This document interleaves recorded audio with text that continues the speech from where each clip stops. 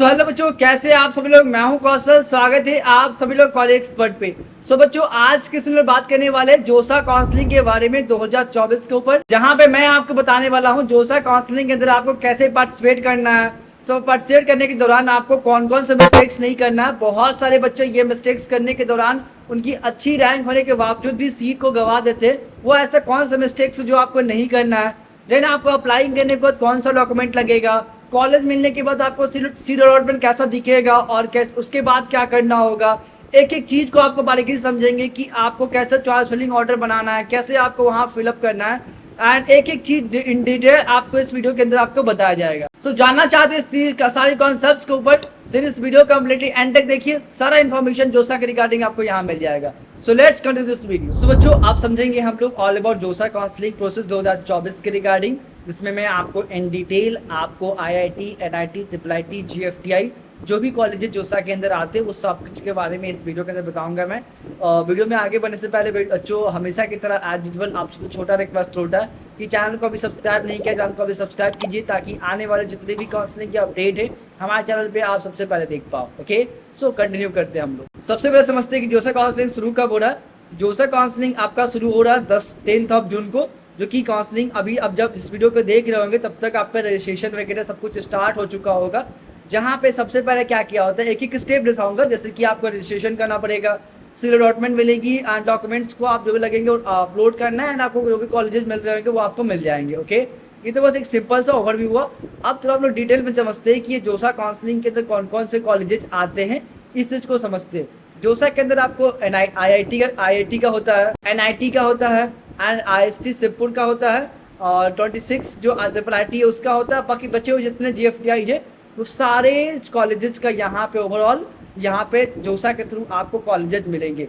जहाँ आपके official site है www.josa.nic.in, मैं इसका लिंक डिस्क्रिप्शन में डाल दूंगा, चाहे आप गूगल भी सर्च करेंगे क्योंकि डायरेक्ट इसके मेन वेबसाइट्स पे रिडायरेक्ट कर पाएंगे। ओके, सो ये सारे कॉलेजेस के लिए जोसा के अंदर क्या होता है, काउंसलिंग के अंदर हम लोग पार्टिसिपेट करते हैं। ओके, अब इस चीज को समझते हैं कि सबसे मोस्ट इंपॉर्टेंट आपके लिए क्या एलिजिबिलिटी क्राइटेरिया रहने वाली है जोसा के अंदर बैठने के लिए। सबसे पहला होता है कि आपने 12th कंप्लीट कर चुके होंगे, उसके अंदर पास कर चुके होंगे। जो बच्चे सीबीएसई बोर्ड से है उनको एग्रीगेट 75% 12th बोर्ड तो चाहिए। जो बच्चे स्टेट बोर्ड से हैं, जो बच्चे हरियाणा, एमपी, यूपी से है, जैसे और भी जितने भी स्टेट से इंडिया के अंदर वहां से उन्होंने 12th किया, तो उनको टॉप 20 परसेंटाइल के लिस्ट में आना होगा। अगर उनकी 75% नहीं है, समाउ 72, 73, तो इस तरह की परसेंटाइल है, अगर आपने स्टेट बोर्ड से किया देन आपको टॉप 20 परसेंटाइल में आना होगा। अगर आप आ रहे हैं देन आप जोसा के लिए आप एलिजिबल होने वाले हो, अदरवाइज आप एलिजिबल नहीं हो पाएंगे। वहीं पे SC/ST जो PWD वाली कैंडिडेट होते हैं उनके लिए एटलीस्ट 65% उनको चाहिए 12th बोर्ड के अंदर। ओके, ये तो रहा आपका सिंपल सा एलिजिबिलिटी क्राइटेरिया। ओके, आप ये भी देखते हैं एलिजिबिलिटी के साथ में कि जो 75% कंसिडर किया जाता है PCM में, क्या जाता है कि 5 सब्जेक्ट में, ये 75% आपका 5 सब्जेक्ट के मिला के आता है, जिसमें आपका फिजिक्स मैंडेटरी होता है, केमिस्ट्री मैंडेटरी होता है, मैथ्स मैंडेटरी होता है, और जिसमें आप लैंग्वेज लेते हो जैसे आपका इंग्लिश होता है ये मैंडेटरी होता है, और जिसमें कुछ पेंटिंग वगैरह होते हैं जो 5वां सब्जेक्ट होता है। बहुत सारे बच्चों का 6 भी सब्जेक्ट होते हैं जो आईसीएसई बोर्ड से होते हैं, तो 6 में से जो आपका जो सबसे अच्छा जो आखिरी आपका जो सब्जेक्ट होगा,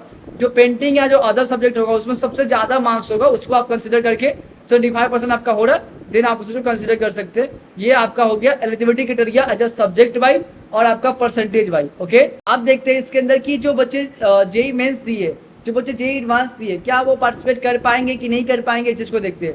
जेई एडवांस को पार्टिसिपेट करने के लिए जो मिनिमम जो आपका कैटेगरी कट ऑफ होता है, जैसे आपका SC, ST, OBC, general, EWS का जो भी कट ऑफ गया है इस साल, अगर उस चीज को कट ऑफ क्लियर कर पा रहे अपने कैटेगरी के अंदर देन आप IIT के लिए एलिजिबल है, अदरवाइज आप IIT के लिए आप एलिजिबल नहीं हो। ओके, अगर आपने जेई मेंस दिया है, अगर आपने कैटेगरी रैंक को क्वालिफाई नहीं कर पाया है, फिर भी आप NIT, ट्रिपल आईटी, जीएफटीआई के लिए स्टिल आप अप्लाई कर सकते हो। इसमें ऐसा कोई बैरियर नहीं है कि आपको कट ऑफ क्लियर पाई बनाएगा, कोई भी इंसान बैठ सकता है और कोई चार्जेस वगैरह यहाँ पे आपको अप्लाई करने वक्त कुछ भी ऐसा आपको यहाँ पे नहीं लगता है। ओके, आप समझते हैं कि इसका प्रोसेस क्या होता है। सबसे पहले कि आप रजिस्ट्रेशन करोगे, जो इसकी डेट आई है उस डेट के दौरान आप इसको रजिस्ट्रेशन करोगे, एंड उसके बाद जो आपकी रैंक है, रैंक के अकॉर्डिंग अपनी चॉइस ऑर्डर बनाओगे एंड वहाँ पे आप चॉइस फिलिंग करोगे। एंड चॉइस फिलिंग करने के बाद आपको आएगा मॉक सीट अलॉटमेंट। जैसे कि देखो, राउंड 1 शुरू होने से पहले आपको 2 मॉक आएंगे, जहाँ पर आपको पता चलेगा आपके रैंक के अकॉर्डिंग समहाउ कि क्या क्या पॉसिबिलिटी बन रहा है आपके रैंक के अकॉर्डिंग। इसका मतलब ये होता है, जैसे एग्जांपल ही प्रैक्टिकली दो, जैसे आप जेई मेंस का पेपर देते हो, जेई मेंस से पहले आप 2-3 दिन पहले मॉक वगैरह देते रहते हो, तो इससे एक आपको एवरेज आइडिया आता है कि हाँ मेरी ये मार्क्स रैंक ये मार्क्स मेरी बन के आ रही होंगी लगभग, तो समहाउ मेरी जेई के अंदर भी इसी के करीब या इससे अच्छा होने की पॉसिबिलिटी होती है। तो समटाइम जो आपको मॉक में जो दिखाया जाता है तो वो कॉलेज ना मिलकर कोई और भी कॉलेज मिलता है, समटाइम जिनको मॉक में नहीं आता है वो उनको ऐसे भी राउंड 3rd या 4th या 5th में मिल जाता है। तो ऐसा कोई दिक्कत नहीं है, जिनका मॉक में नहीं आ पा रहा तो उनको कॉलेज नहीं मिलेगा, और जिनको जो ब्रांच लोअर ब्रांच आ रहा है मॉक में वही मिलेगा, बट एक रफली आइडिया मिल जाता है। इस चीज़ को ये समझना है। आफ्टर मॉक के बाद आपके बाद क्या हो जाएगा कि आपका जो भी चॉइस फिलिंग है वो आपका लॉक होगा। लॉक होने के बाद जो कॉलेज मिला है उसका अलॉटमेंट लेटर आपको मिल जाएगा। ये सब कुछ मैं आपको करके दिखाऊंगा चीज़ें आप कैसे होगा। एंड उसके बाद अलॉटमेंट लेटर को निकालना है, एंड उसके बाद अपने अलॉटमेंट का प्रिंट आउट करना है। एंड उसके बाद एक ये ऑप्शन होगा फ्रीज, फ्लोट एंड स्लाइड। ये सब क्या होता है हम लोग ये भी समझेंगे। एंड आफ्टर डॉक्यूमेंट वेरिफिकेशन के बाद आपका जो कॉलेज का फीस एक्सेप्टेंस फीस होगी उसको डाउनलोड करो, एंड आपका डॉक्यूमेंट वेरिफिकेशन हो जाएगा एंड फाइनली डन हो जाएगा। That is the simple steps. अब हम लोग क्या करेंगे, एक एक स्टेप्स की ओर चलेंगे कि कैसे सारी चीज़ें होता है। तो स्टेप नंबर 1, तो स्टेप नंबर 1 में क्या करना है आपको, सबसे पहले जो ऑफिशियल साइट है जोसा की, स्टेप नंबर 1 जो ऑफिशियल जोसा की जो ऑफिशियल साइट है वो आपको दिख रहा होगा। यहाँ पे आप सर्च करके यहाँ पे जाते हो, एंड उसके बाद आपको क्या करना होगा, जो आपकी जेई मेन की एप्लीकेशन नंबर है उसके थ्रू आप यहाँ पर रजिस्टर करके क्या करोगे, आप लॉग इन करोगे। लॉग इन करने के बाद जो आपकी स्टेट एलिजिबिलिटी है उसको आप मेंशन करना है। ये क्या होता है स्टेट एलिजिबिलिटी, ये आपका 12th बोर्ड का रिप्रेजेंट करता है। जिस भी स्टेट से आपने 12th बोर्ड किया, सपोज आपने दिल्ली के से किया है, गुजरात से किया है, एमपी से किया या यूपी से किया है, जिस भी स्टेट से आपने 12th बोर्ड कंप्लीट किया है, देन वहाँ का आपका स्टेट एलिजिबिलिटी आपको रिप्रेजेंट करेगा कि हाँ ये आपका होम स्टेट लग रहा है। अगर आपने दिल्ली से किया है तो आपका दिल्ली का लगेगा, आपने यूपी से किया है तो आपका यूपी का लगेगा। That is the representing. आपका क्लास 12th की जहाँ से किया है उस चीज़ को रिप्रेजेंट करेगा, यहाँ पे इसको अपलोड करना होगा। दैट्स इट, उतना ही सिंपल है। ओके, तो ये कैसा पोर्टल दिखता है ये भी देख लो जस्ट फॉर एग्जाम्पल के लिए। ये लुक लाइक दिस कि आप जब रजिस्ट्रेशन करने जाओगे तो इस तरह चीज़ आपको दिखेगा। यहाँ पर एप्लीकेशन नंबर डालना है और जो आपने पासवर्ड बना रखा होगा वो अपलोड करना है, और ये आपको कैप्चा कोड डालना है जो सिक्योरिटी पिन है, एंड ये फाइनली इसको लॉगिन करना है। आफ्टर लॉगिन करने के बाद कैसा आपको प्रेफरेंस आएगा इस चीज़ को देखो। यहाँ पे जैसे मैंने बताया आपका जो 12th का होगा ये आपका रिप्रेजेंट करेगा, ये आपका स्टेट बोर्ड जो रिप्रेजेंट करेगा 12th का, ये रिप्रेजेंट क्या करेगा आपको, ये आपका स्टेट एलिजिबिलिटी को करेगा और स्टेट कोटा को रिप्रेजेंट करने वाला। ओके, अब बात करते हैं हम लोग क्या स्टेप 2। स्टेप 2 में क्या होगा कि आपको अपने चॉइस फिलिंग ऑर्डर को फिल करना है। आपने एक बार लॉगिन कर लिया, रजिस्ट्रेशन कर लिया जोसा के साइट्स के जहाँ पर, अब यहाँ पे क्या करना है, अपने रैंक के अकॉर्डिंग जो बेस्ट ऑप्शन हो सकता है ये आपको चूज करना है, एंड वहाँ पे क्या करना है उसको मार्क करना है अपने एक जो अपनी मार्क्स है जो आपको डिस्प्ले पर भी दिख रहा होगा, इसका भी हम लोग एग्जांपल्स दिखाएंगे चीज करना है। इट मीन्स की सेकंड स्टेप में आपको क्या करना है, चॉइस फिलिंग करना है। चॉइस फिलिंग कैसे होगी, लुक लाइक दिस। यहाँ पे कुछ ऐसे ही चीज आपको देखने को मिलेगी। सबसे ऊपर में क्या आएगा, यहाँ आप देख पा रहे होंगे लेफ्ट विंडो के अंदर, एक सेकंड में कलर चेंज करता हूँ इसका। यहाँ पे आपको दिख रहा होगा लेफ्ट साइड में इंस्टीट्यूट टाइप। इंस्टीट्यूट टाइप में क्या होगा, NIT, IIT, GFTI जो ऑप्शन है, IIT, ये सारे ऑप्शन शो करेंगे। यहाँ पे कॉलेज के नाम, कौन से इंस्टीट्यूट में जा रहे हो और कौन से प्रोग्राम के लिए, CS branch, IT branch, EC branch, जो ब्रांचेज वगैरह आपको यहाँ पे शो करेंगे। यहाँ पे ये आपको जो विंडो दिख रहा है ये वाला विंडो लेफ्ट साइड में, यहाँ पे कॉलेज के नाम शो करेंगे और उसी कॉलेजेस के अंदर यहाँ पे आपको ब्रांच का नाम शो करना है, और यहाँ से आपको सेलेक्ट करना है कौन सा कॉलेज आपको लेना है, कौन सी ब्रांच लेनी है। एक एक चीज यहाँ पे इस तरह से आप डिसाइड कर पाओगे। ओके, ये आपका इस तरह से दिखेगा, और जब आप सिलेक्ट कर लोगे देन आपको ये चीजें आपको ऐसा दिखेगा। जब आप सिलेक्ट कर लोगे देन यहाँ पे आपका इंस्टीट्यूट नेम दिख रहा है, या एकेडमिक प्रोग्राम कौन सी ब्रांच है, ये देखो भुवनेश्वर का, बॉम्बे के एग्जांपल्स के लिए लिया गया कि ये सारे ब्रांचेज इसके लिए रिप्रेजेंट कर रहे हैं। और यहाँ से अप डाउन कर सकते हो, और जो आपने लगाया यहाँ पे इसको आप रिमूव भी कर सकते हो। मान लो चलिए इसको नीचे करना है तो डाउन एरो करेंगे, इसको आप ऊपर करना तो अपने अकॉर्डिंग एडजस्ट कर सकते हैं, अप डाउन इसको कर सकते हैं जो भी आपने चॉइस ऑर्डर बना रखा होगा। ओके, ये आपका हो गया। नेक्स्ट आपका जो ऑप्शन होने वाला है ये आपको दिख रहा होगा। पहले तो हम लोग होम पेज पे गए, चॉइस फिलिंग किया, देन उसके बाद अरेंज चॉइस फिलिंग। यहाँ से जैसे आपने एक बार फिल कर लिया, यहाँ से अपने चॉइस फिलिंग को अप एंड डाउन कर सकते हैं, किसी को ऊपर करना है, किसी को नीचे करना है, अपने ब्रांच को या फिर आपको डिलीट करना है तो ये वाला ऑप्शन को आप यूज कर पाएंगे। ओके, ये आपका इसके अंदर हुआ थर्ड स्टेप। ओके, इसके बाद आप क्या कर सकते हैं, अपने चॉइस को इंटरचेंज कर पाओगे। एंड ये सब करने के बाद लास्ट में आपके पास ऑप्शन आएगा ये जो कि सबसे most important, I agree to lock my choice, I will lock my letter. इसका मतलब ये होता है कि एक बार आपने चॉइस फिलिंग कर दिया, चॉइस फिलिंग करने के बाद अगर आपको लगता है कि हाँ मेरी फाइनल कंप्लीट हो गया तो मैं लॉक कर दूंगा, अगर आपने लॉक कर दिया देन आप कभी भी चेंज नहीं कर पाओगे अपना चॉइस ऑर्डर। आप ये करते हो I will lock my choice letter, मैं आपको बाद में अपना लॉक को चॉइस को लेटर करूँगा, तो आप हमेशा यही करो। आपको इसको अभी लॉक नहीं करना, समहाउ कभी आपको चेंज करना हो गया तो आप इसको चेंज नहीं कर पाएंगे। तो ये चीज़ें आपको बहुत ही सोच समझ के ऑप्शन लेके चलना होगा आपको, ठीक है। ये आपका स्टेप 2 था। अब आते हैं हम लोग स्टेप 3 में। जैसा कि मैंने बताया कि आफ्टर सबमिशन आपको एक डेट दिया जाएगा, उस डेट पे आपको एक मॉक अलॉटमेंट आएगा। Once you lock you can't be modified, जैसे मैंने बताया एक बार आप लॉक कर लोगे उसको आप चेंज नहीं कर पाओगे।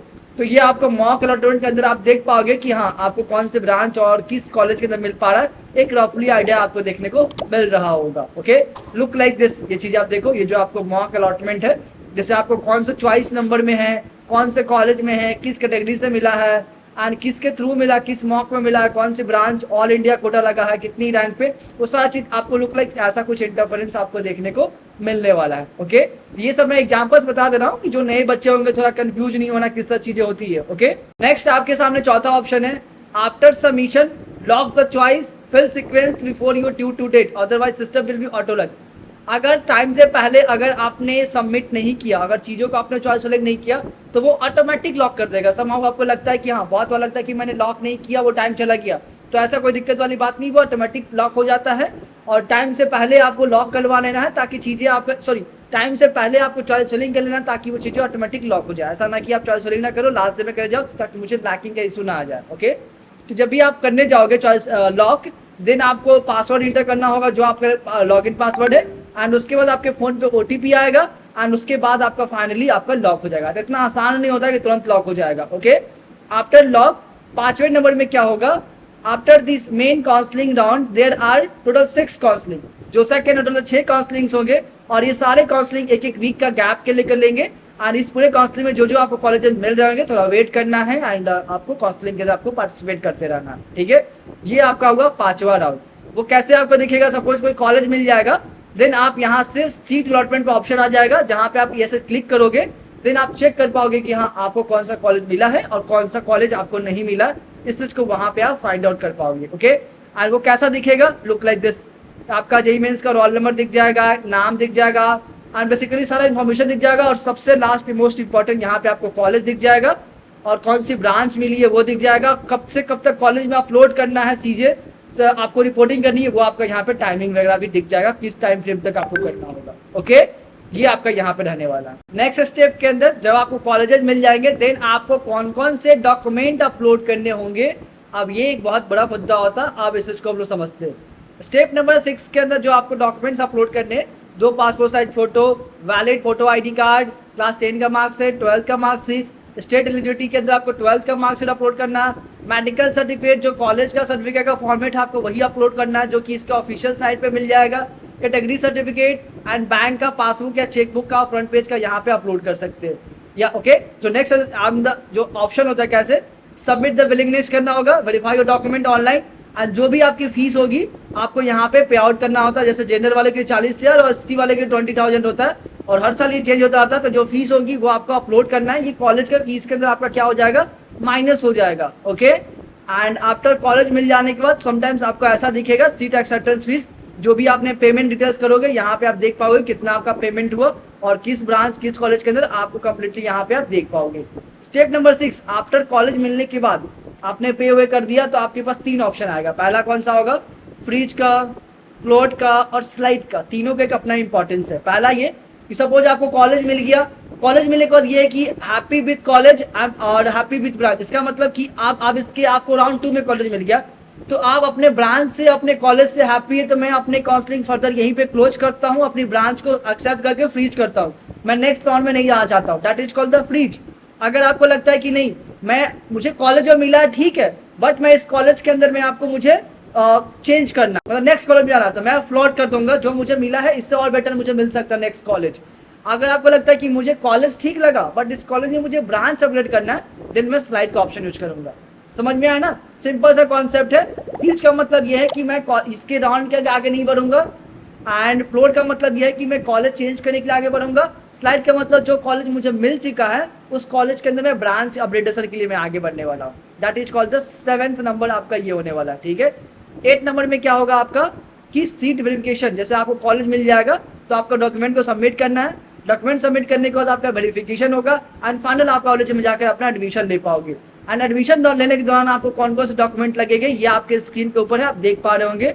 तो कि आपको प्रोविजनल सीट अलॉटमेंट लेटर लगेंगे, 3 पासपोर्ट साइज फोटो लगेंगे, फीस एक्सेप्टेंस फीस की आपका वैलिड प्रूफ लगेगा, जेई मेन स्कोर कार्ड का एडमिट कार्ड लगेगा, स्कोर कार्ड लगेगा, 10th का मार्कशीट, 12th का marksheet, valid photo edit card, medical certificate, category हो गया, पीडब्ल्यूडी हो गया एंड आपका ओसीआई सर्टिफिकेट अगर आप एप्लीकेबल हो तो, रजिस्ट्रेशन फिल जो चॉइस फिलिंग एडमिट लेटर मिली है वो सारी चीज़ें लगने वाली है। ओके, एंड आपको अगर आईआईटी में जाना है, देखिए आईआईटी के लिए अलग है, यहाँ पे देख पा रहे होंगे लगभग सेम है, कुछ चेंज है यहाँ पे, जैसे आपको लगा डीएससी सर्टिफिकेट एंड प्रमोशन में आपको सेम ही चीज लगने वाला जो आपको ऊपर लग रहा था। ओके, अब आता है लास्ट जो कि आपका होता है छठे राउंड खत्म होने के बाद आपका स्टार्ट होता है सीसप राउंड, जिसको बोलते हैं स्पेशल राउंड, जो कि ये स्पॉट राउंड के नाम से जाना जाता है, जो कि आपका अगस्त के राउंड, आपका 1 अगस्त के राउंड आसपास ये चालू होने वाला है। सो कोई टाइम अभी बहुत टाइम है आपको काउंसलिंग के लिए, तो बहुत ही चीज़ें सोच समझ के करना। और सीसप के अंदर आपको आईआईटी छोड़ के एनआईटी, ट्रिपल आईटी, जीएफटी और आईआईटी सिरपुर का काउंसलिंग किया जाएगा। आईआईटी का कोई भी सीसप राउंड नहीं होता। That is your step number 9। I hope कि जो मैंने बताया आपको जोसा के बारे में कुछ चीज़ें समझ में आ गया होगा, कैसे आपको प्रोसेस कंटिन्यू करना। फिर भी इसके बाद आपको कोई प्रॉब्लम आ रही है काउंसलिंग के दौरान, चाहे अपनी चॉइस फिलिंग करना है, काउंसलिंग के रिगार्डिंग, जोसा के रिगार्डिंग, तो आप हमें कनेक्ट कर सकते हैं। आपको हेल्पलाइन नंबर हमें स्क्रीन पर भी दिख रही होगी, हमारे ऑफिस का एड्रेस दिख रहा होगा। अगर आप कनेक्ट करना चाहते हैं तो आप हमारे एक्सपर्ट का हेल्प लीजिए और हमारी टीम आपकी बहुत अच्छे से हेल्प करेगी आपकी काउंसलिंग के दौरान में। आई होप कि वीडियो अच्छा लगा होगा। वीडियो अच्छा लगा वीडियो को लाइक कीजिए, साथ में सब्सक्राइब कीजिए। मिलते हैं नेक्स्ट वीडियो के अंदर। Thank you.